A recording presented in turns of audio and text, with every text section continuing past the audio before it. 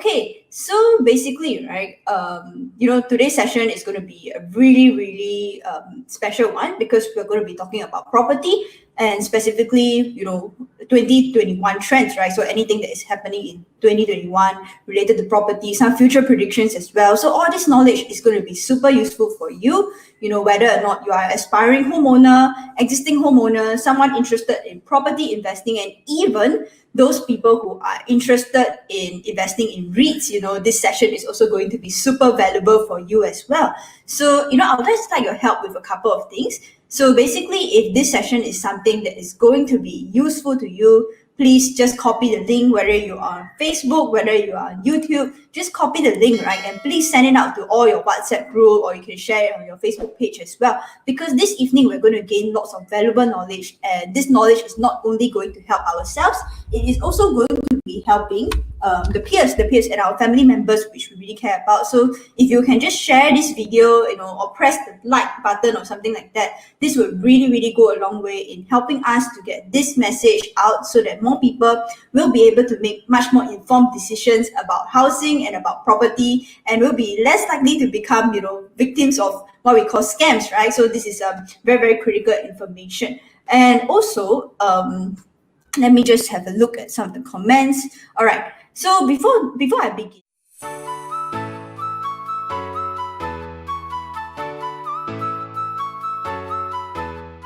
so guys, with that, right, now let's move on to our very, very first question, right, where we're going to actually talk about the updates on the Q2 2020 residential and non-residential data. So some of you might be asking, how is this session different from the previous one? It is because during the previous session, we heard a lot of feedback from people who invest in REITs, commercial properties and things like that.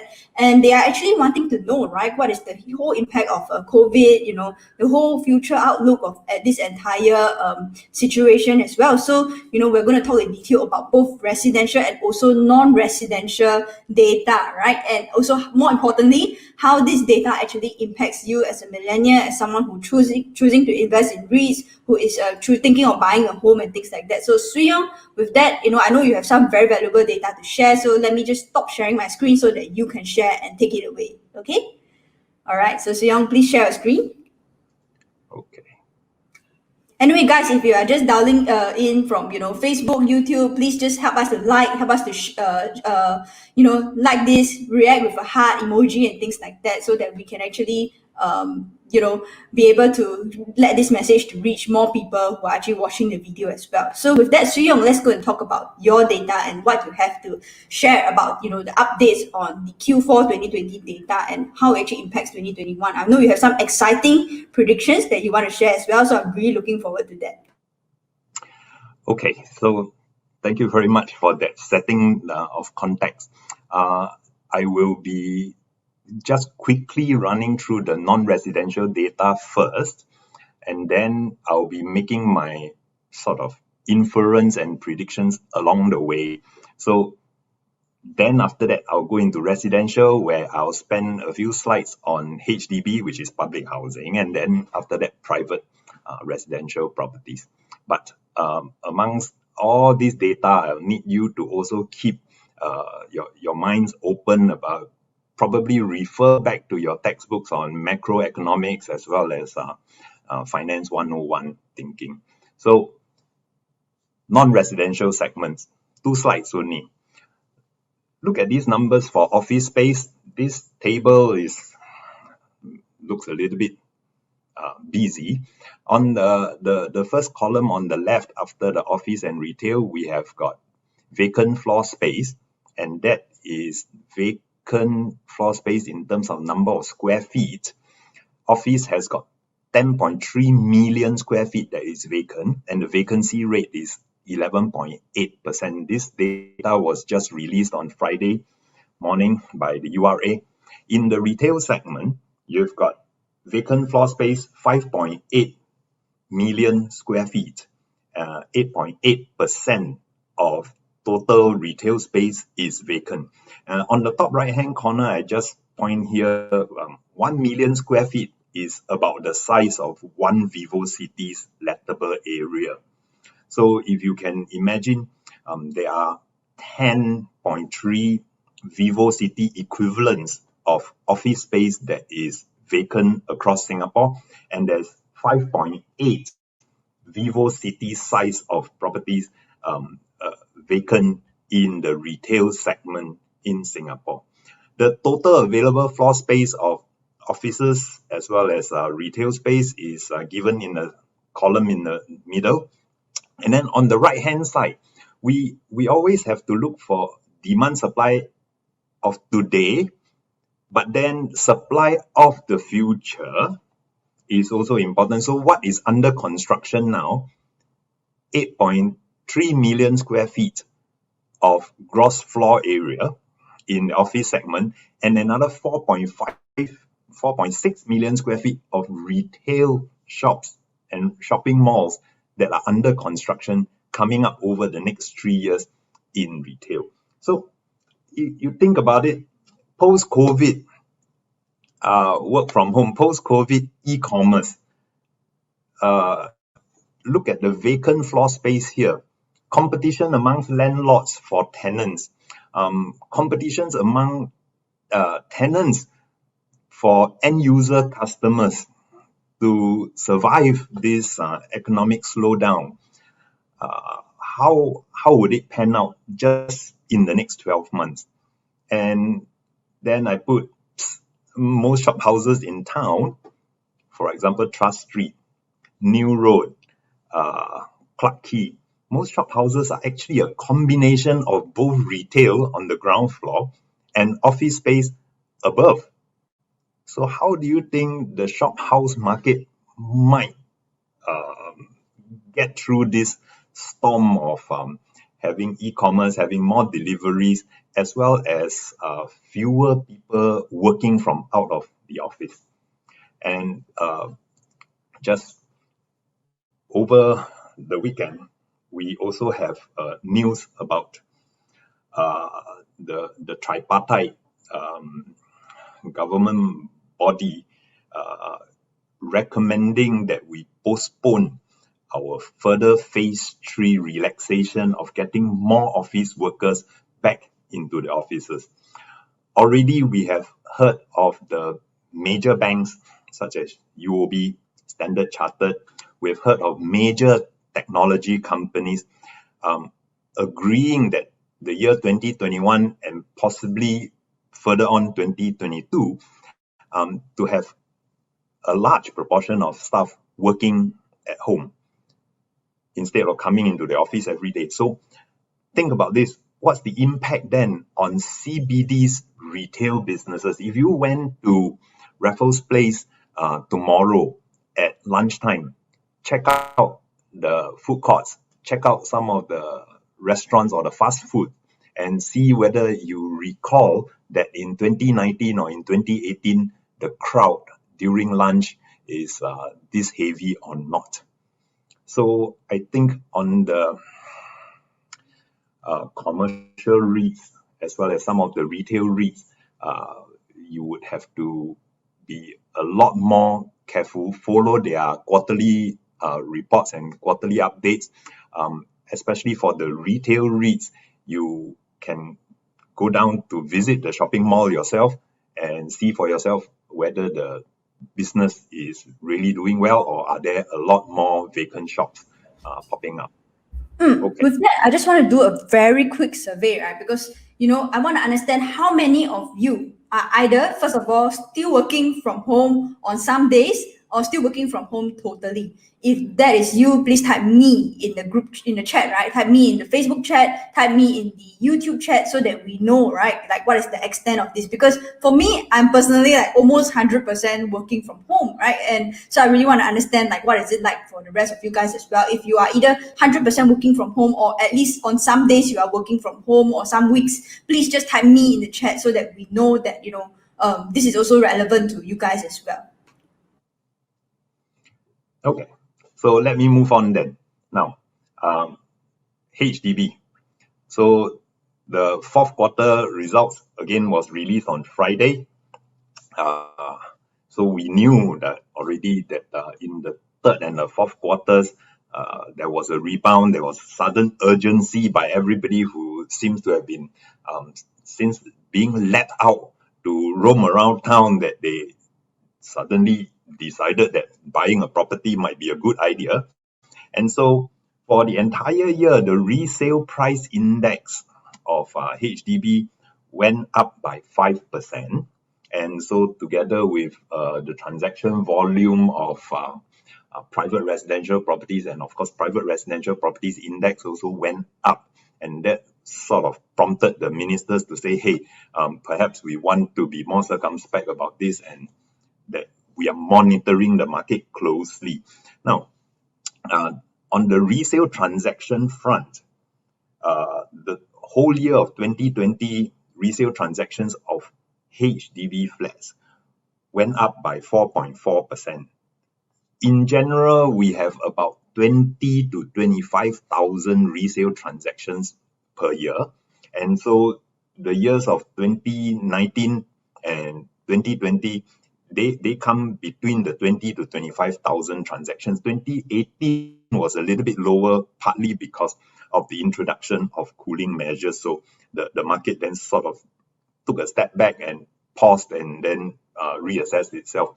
But what was driving the heavy interest as well as the high participation rate is partly somewhat a supply-driven situation. Let me explain later. So this is the shape of the resale price index curve. Having introduced some of the cooling measures in 2013, then subsequently tapered off, and then as the country and the ministers thought that prices have stabilized, then we had COVID, but then post-COVID, suddenly prices shot up. But why did prices shoot up?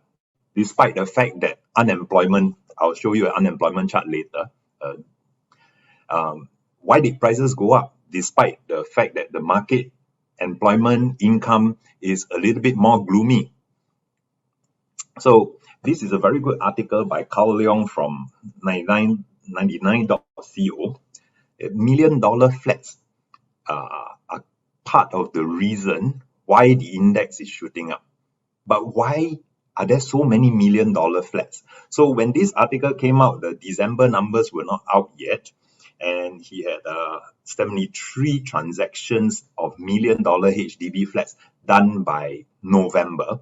At the end of December, we know that there's a total of $82 million HDB flats that were transacted, and that's an all-time high, and of course higher than 2019.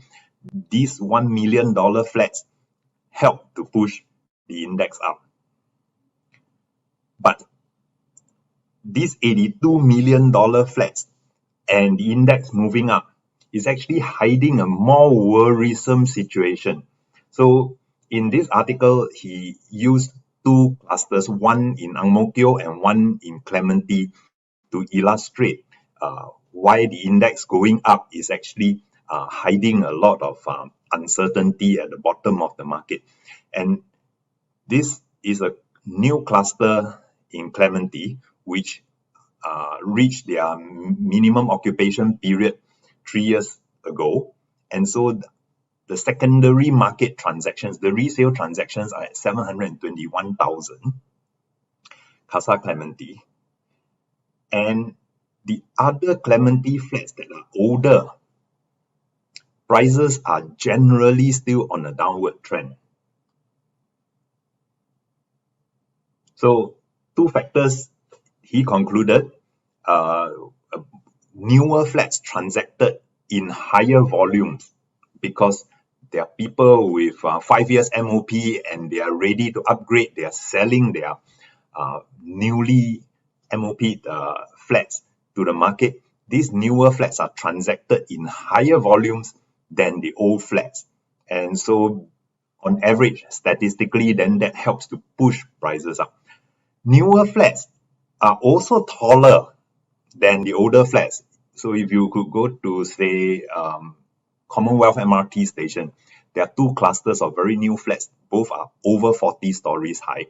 They are replacing the older flats that are 10 to 12 stories high. So taller flats with better views, better amenities, they are in fact increasing the skew. The newer flats are taller and the newer flats are transacted in higher volumes.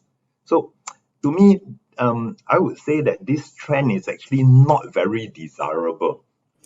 Yes, Actually, there no, are I completely agree because when I was looking at flats, right, they were in the 1 million range, like the Boon Keng one, the one in Dawson, the one in what you call that, Pinnacle and Duxton. It's all very tall, so that actually boost up the price, right? Yeah, do you guys agree? If you agree, you just type like agree, right, so that we also know that we are on the same page as you guys.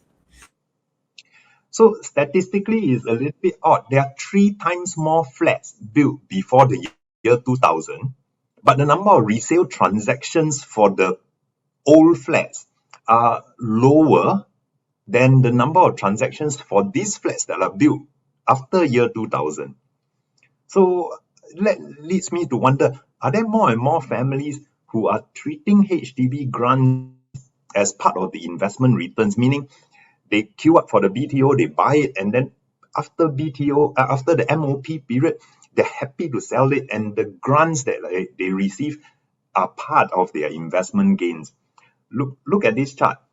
So I highlighted in this yellow, these are the flats that were completed in 1970s, 1980s, and 1990s. Look at their volumes as compared to HDB flats that were completed after the year 2000.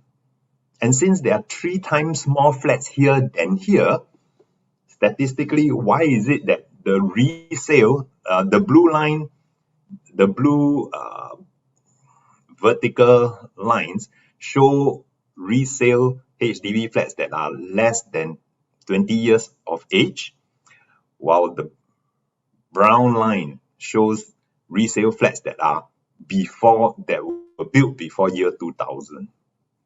So something sort of doesn't really add up. And if this trend were to continue, it does mean that the older flats, you either, I am a property agent by day, so the older flats, you probably have to advertise them for a much longer period, or you really have to, if you're urgently selling an older flat, you might have to just give another $2,000 discount over the previous transacted price in order to get it off your hands in a shorter period of time.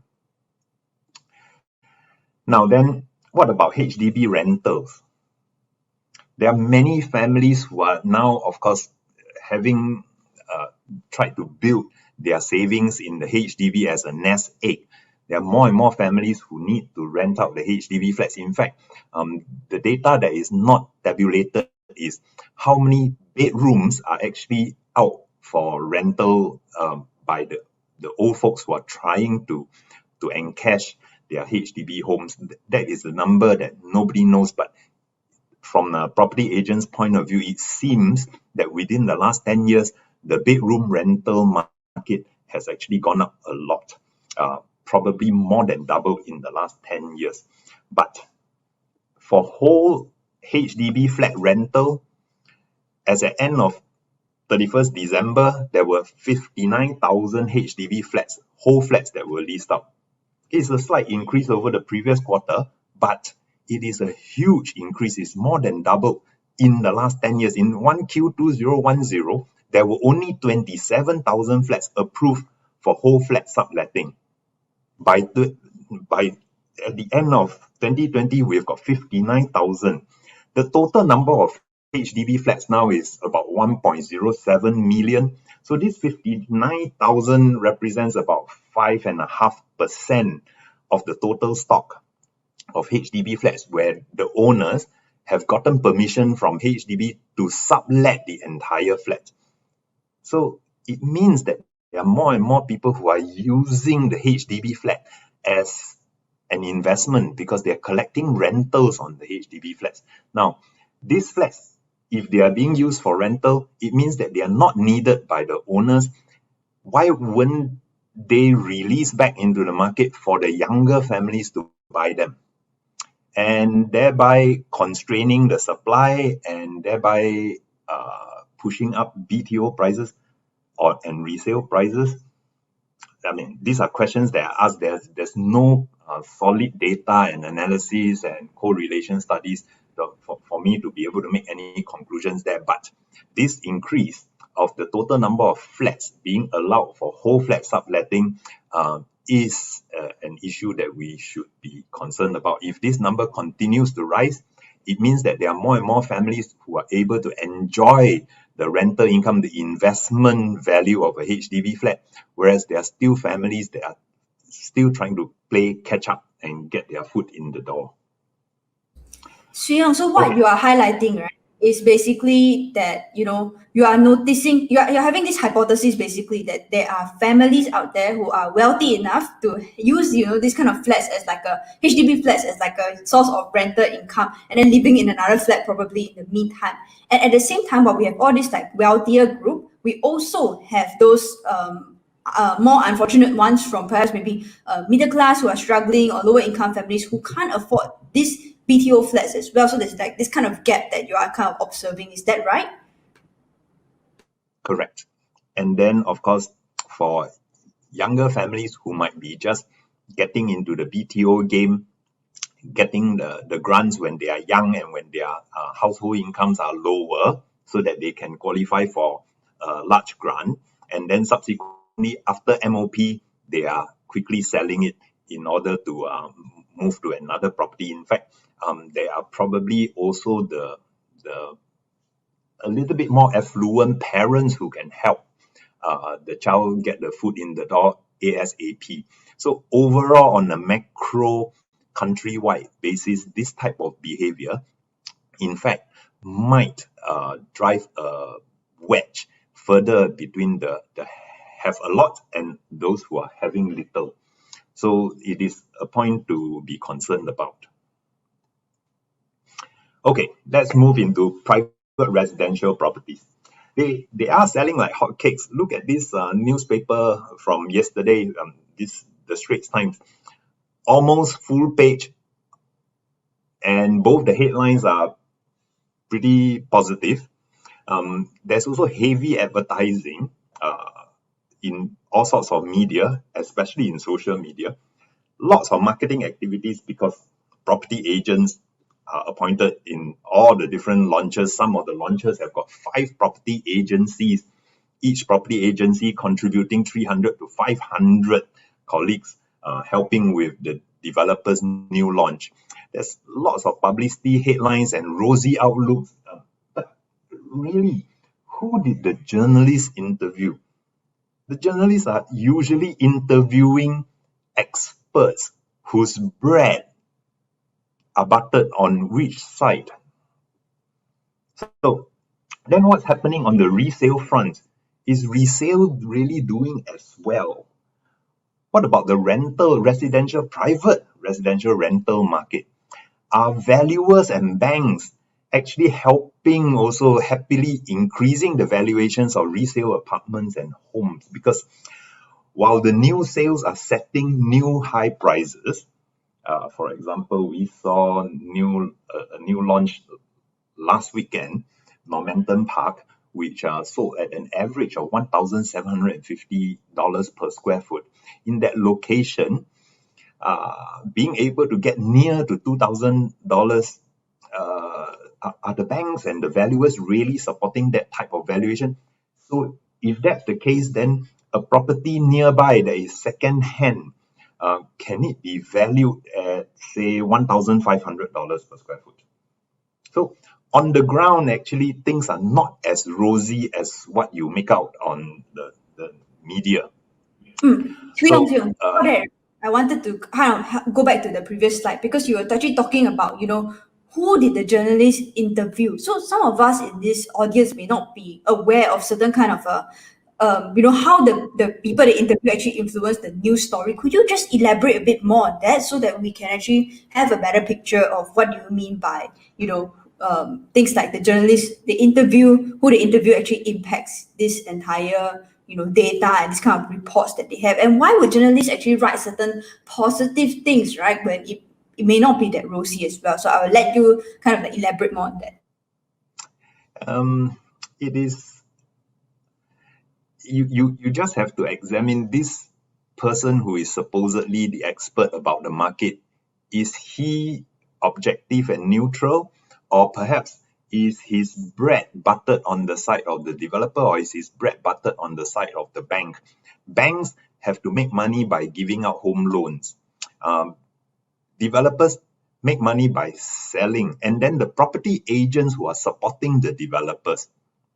If you are the agent who is representing this developer and you are the one being interviewed, are you able to say, I didn't think that the launch went that well. I think we overpriced it, and that's why we didn't sell as many units as we would like. So it is just a matter of please, whenever you read rosy articles, just get your curiosity up to check on your own reading. It could be a very rosy article about GDP growth, about foreign direct investments. For example, recently we announced a record-breaking foreign direct investments, but get your curiosity up, ask questions.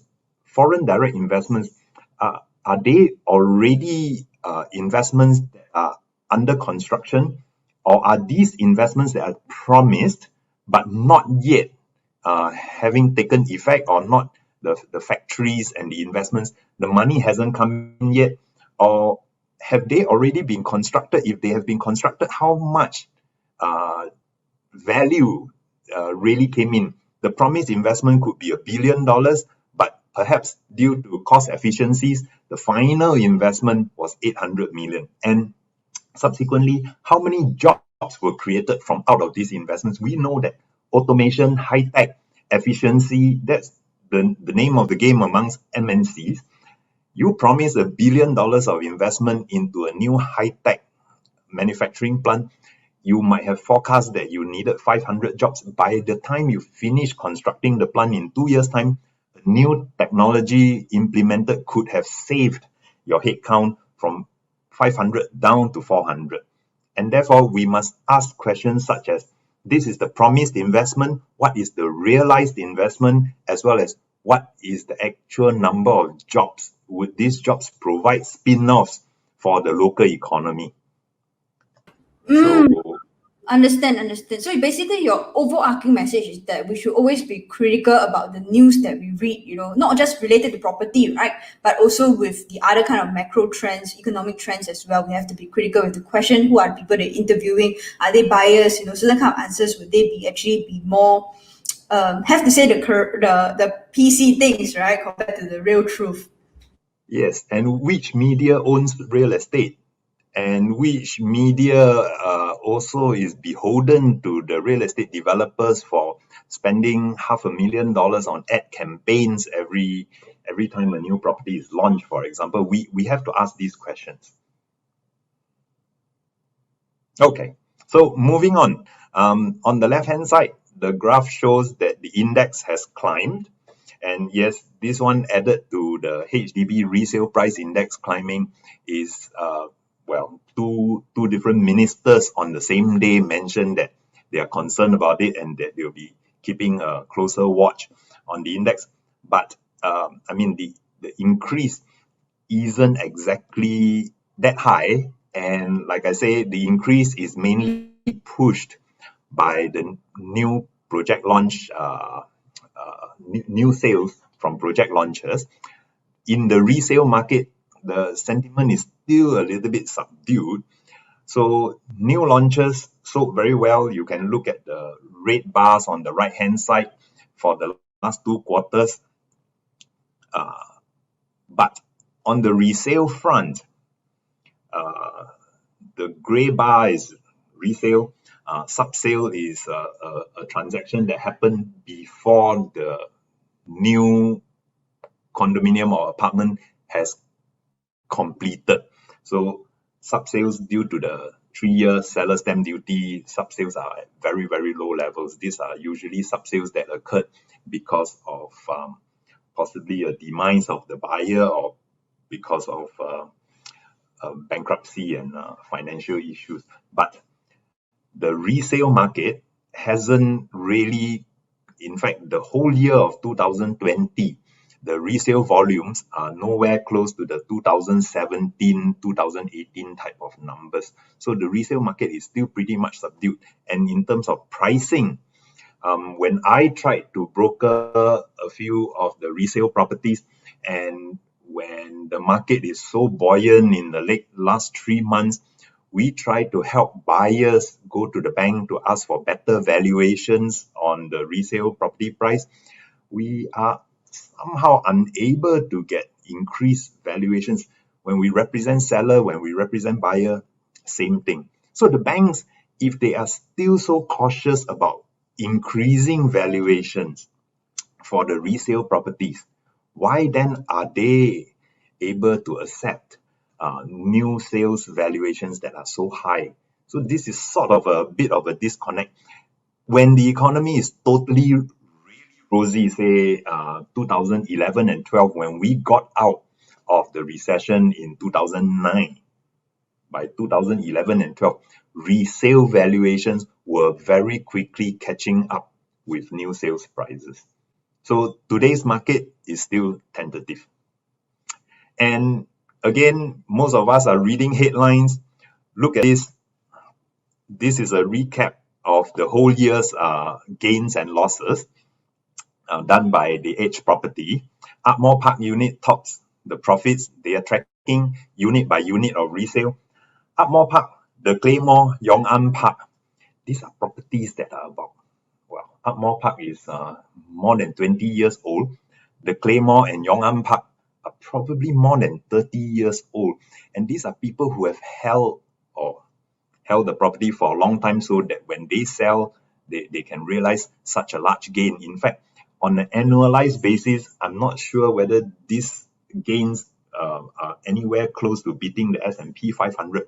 However, you look at the top 3 losses, these are properties that were all sold just prior to the Lehman crisis, and these are properties that were completed just after Lehman crisis.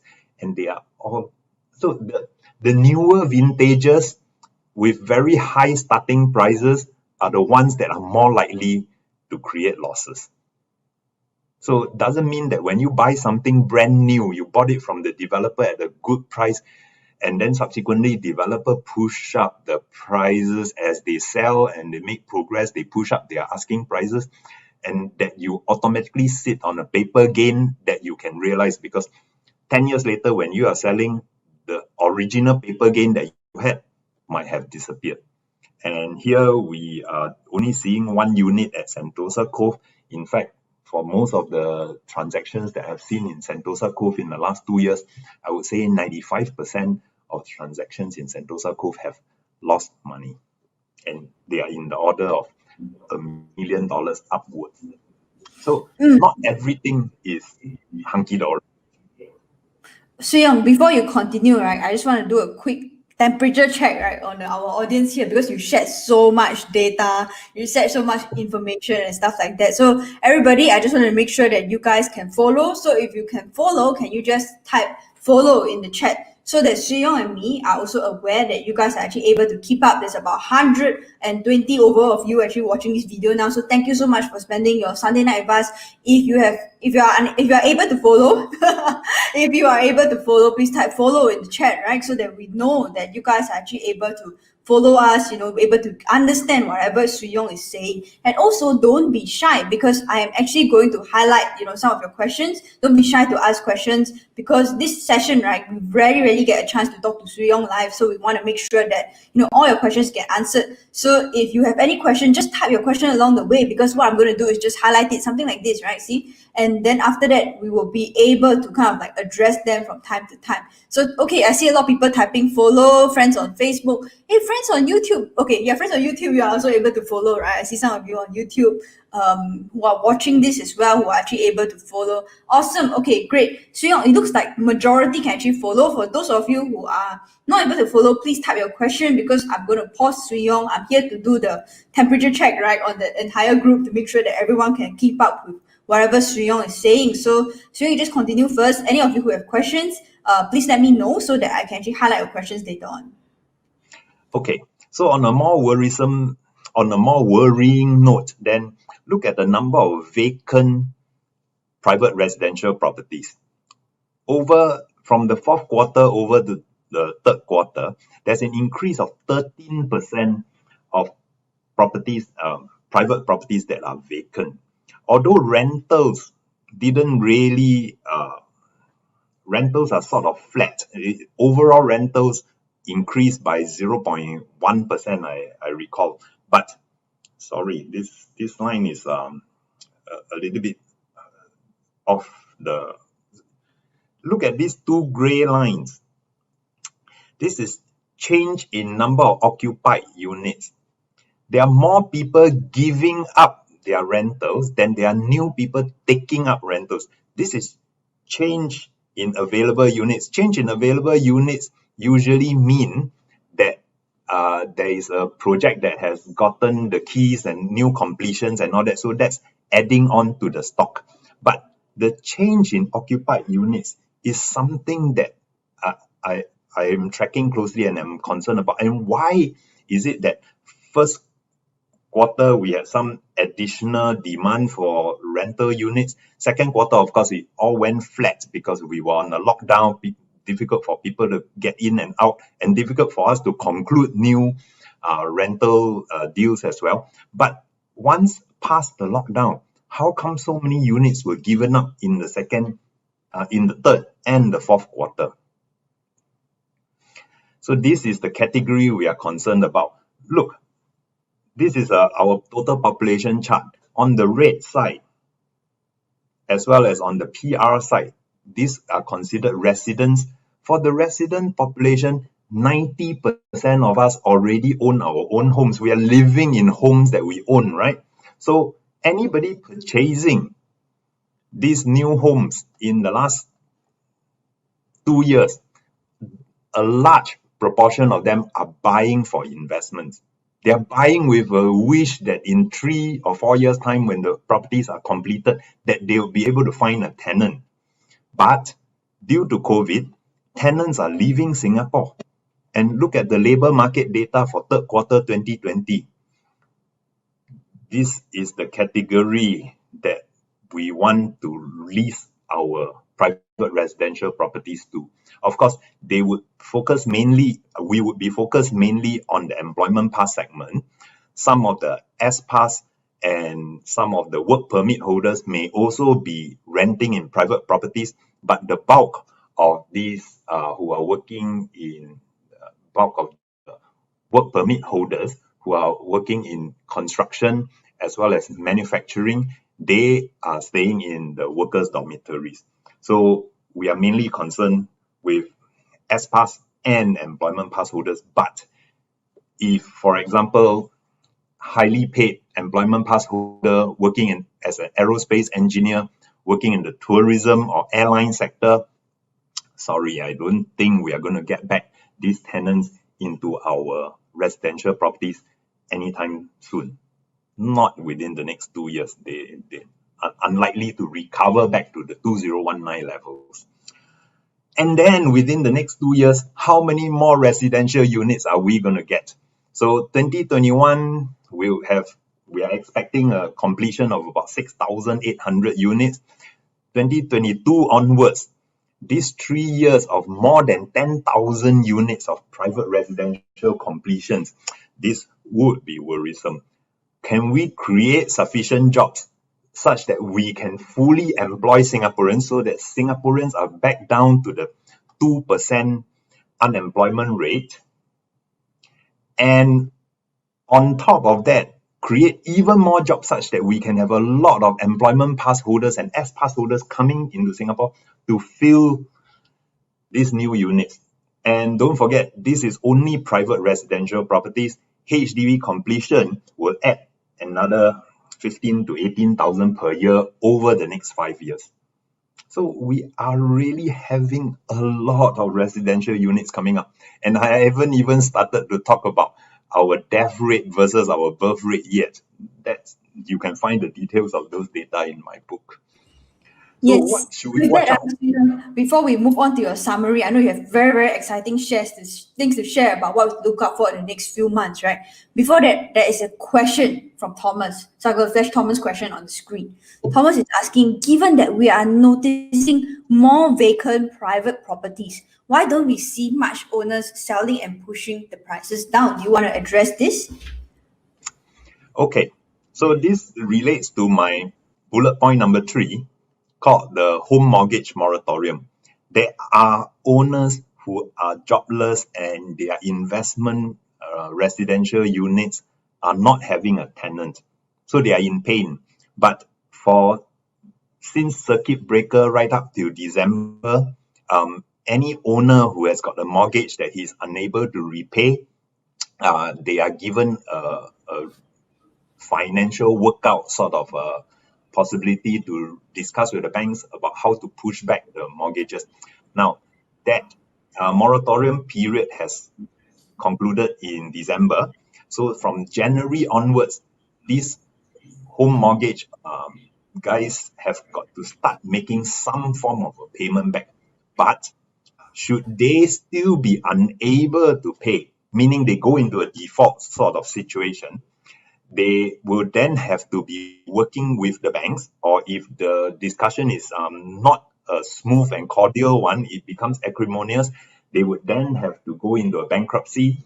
So over the next 3 months, I would be watching closely this area where courts might actually start to people might start to declare bankruptcy, and then these properties would have to be put onto the second-hand market under the foreclosure sales and auctions programs. So yes, of course, Thomas's question could also be asking, how come sellers do not want to be more reasonable in terms of the second-hand asking prices, right? The resale, the properties that are put on resale, those owners are also looking at what the newspapers and the media and the property agents are talking about. And therefore, everybody is expecting that his home is worth another $200,000. They are not going to be looking at Swee Yong's reality check and then they will start to bring their prices down. No. In fact, many of the resale owners are actually still reasonable. If the last transaction is 1.5 million, maybe they are asking for 1.55 million, but they are not really getting it at 1.55 million. And the banks are actually not pushing valuations up to 1.55 million as well, because last transaction was only at 1.5 million. So that's why I say this market has got a few gaps here and there. And so it is sort of a iffy market. We are not really on an upward trajectory. So back to my slide. What am I watching out in the next few months? Next week, in fact, at the end of this week 28th and 29th, I think we'll be expecting the 4Q 2020 employment figures. Pay attention to this. It could also come with the full year summary. And the job support scheme is now tapering down, where government is supporting employers with some form of grants for keeping Singaporeans and PRs employed. And then, of course, there's the home mortgage moratorium that has expired. January 15 to February 15, this realign framework is a scheme by Ministry of Law to assist companies who have suffered revenue losses to negotiate tenancy agreements, and in fact to allow them to break tenancy agreements with landlords. So this would have an impact on retail especially, and on office space. So for example, there's a famous case of a karaoke, a very large karaoke operator in Singapore. They can make use of this realign framework to go to their landlords to say, my revenues have been down by more than, say, 70% in 2020 due to the COVID situation. I'm not allowed to open. So I want to get out of my 5-year lease, or I want to get out of my 3-year lease right now.